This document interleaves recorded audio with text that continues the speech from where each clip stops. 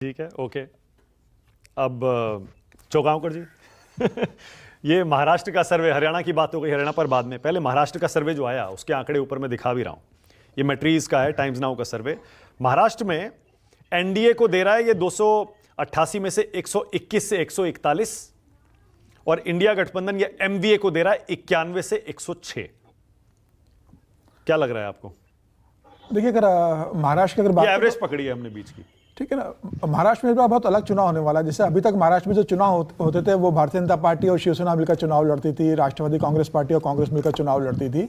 इस बार अब ऐसा चुनाव हो गया है कि मतलब अब शिवसेना भी 2 हिस्सों में टूट चुकी है, अब राष्ट्रवादी कांग्रेस भी 2 हिस्सों में टूट गई है। और इस बार जो लोकसभा का जो पैटर्न रहा है, अगर आप वो देखेंगे तो इसमें मुझे लगता है कि बहुत कुछ संकेत छुपे हुए हैं।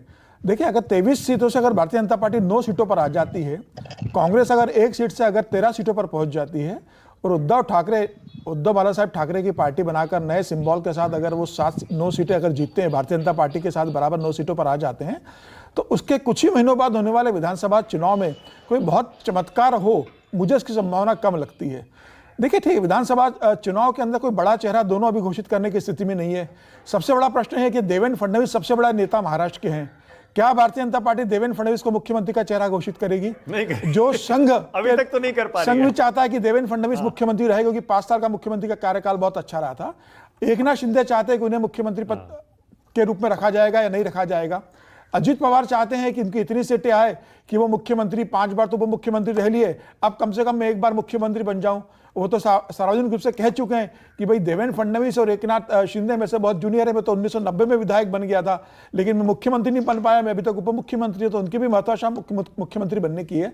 तो भारतीय जनता पार्टी के सामने चुनौती है कि क्या देवेंद्र फडणवीस के नाम पर आप चुनाव लड़ोगे कि नहीं लड़ोगे। मुश्किल लग रहा है, हालांकि सर्वे के मुताबिक बीजेपी सबसे बड़ी पार्टी। लेकिन क्या प्रश्न ये भी है मतदाताओं के बीच में कि एकनाथ शिंदे सबसे बड़ी पार्टी बनेगी नहीं, सबसे बड़ा दल तो भारतीय जनता पार्टी बनेगा, इसमें कोई दो राय नहीं है। तो क्या फिर सबसे बड़ा दल बनने के बाद भी आप एकनाथ शिंदे को मुख्यमंत्री बनाओगे? क्या कार्यकर्ता ये जानना चाहेगा वोटिंग के पहले कि क्या वही स्थिति आने वाली है? क्या उद्धव ठाकरे जो बोल रहे हैं बार बार, अच्छा एक सेकंड, एमवीए में भी तो ऐसे ही है, सीएम फेस को लेकर खींचतान बिल्कुल ऐसे ही चल रही है वहां भी। देखिए, एमवीए के इसमें फर्क है।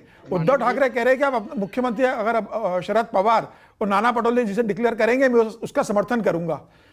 उद्धव ठाकरे, शरद पवार और कांग्रेस एक ही प्लेटफॉर्म पे खड़े हुए हैं। भारतीय जनता पार्टी और अजित पवार एक प्लेटफॉर्म पे नहीं है। भारतीय जनता पार्टी बहुत बड़ी पार्टी है। इन लोगों को जितने विधायक आते हैं उससे दुगने विधायक भारतीय जनता पार्टी के पास आते हैं। भारतीय जनता पार्टी ने 105 विधायक जीते थे।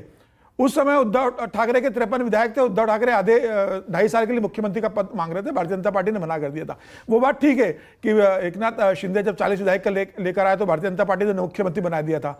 वो मजबूरी क्या अभी 2024 के विधानसभा चुनाव के पास भारतीय जनता पार्टी के पास रहने वाली है? क्या भारतीय जनता पार्टी एकनाथ शिंदे को मुख्यमंत्री बनाएगी और देवेंद्र फडणवीस को दिल्ली राष्ट्रीय अध्यक्ष बनाकर लेकर आएगी? क्या यह होगा कि देवेंद्र फडणवीस 105 विधायक और 110 विधायक होने के बाद भी 50 विधायक वाले या 45 विधायक वाले एकनाथ शिंदे के अंडर काम करेंगे? क्या भारतीय जनता पार्टी का कैडर, संघ का कैडर ये स्वीकार करेगा? तो मुझे ऐसा लगता है कि इस चीजों पे भी मंथन होने वाला है। तो ये बहुत कह देना आसान नहीं है। और जिस तरीके से महाराष्ट्र के अंदर कहते हैं कि डीएमके, दलित, मुसलमान और कुनबी का एक बड़ा वोट बैंक इस बार भारतीय जनता पार्टी से टूटा है महाराष्ट्र के चुनाव के अंदर। और जिस तरीके से महाराष्ट्र के अंदर मराठा आरक्षण और ओबीसी के बीच चल रहा है, उस स्थिति में भी एक बड़ा भारतीय जनता पार्टी को उसका खामियाजा लोकसभा में भुगतना पड़ा है। क्या विधानसभा चुनाव में भारतीय जनता पार्टी इससे उभर के आ पाएगी? भारतीय जनता पार्टी से रणनीति बनानी पड़ेगी। कैसे उनका जो ओबीसी का जो कोर वोटर रहा है, जो जिसे वो कहते थे कि माधव फार्मूला कहते थे, जिसमें धनगर समाज भी उनका शामिल था, गोपीनाथ मुंडे ने वो फार्मूला तैयार किया था, क्या वो स्थिति वापस उनके पास आएगी? तो चुनौतियां दोनों के पास है, भारतीय जनता पार्टी के पास, गठबंधन के पास भी है, और उद्धव ठाकरे, शरद पवार, कांग्रेस के पास भी बड़ी चुनौती होगी। सीटों का डिस्ट्रीब्यूशन कैसे होगा? पहली बार ऐसे होने वाला है कि शिवसेना, कांग्रेस और राष्ट्रवादी कांग्रेस और शरद पवार के साथ मिलकर लड़ेगी, तो सीटों का डिस्ट्रीब्यूशन कैसा होगा? यही स्थिति अजित पवार और एकनाथ शिंदे के साथ होगी। सीटों का डिस्ट्रीब्यूशन आप विधानसभा में कैसे करोगे?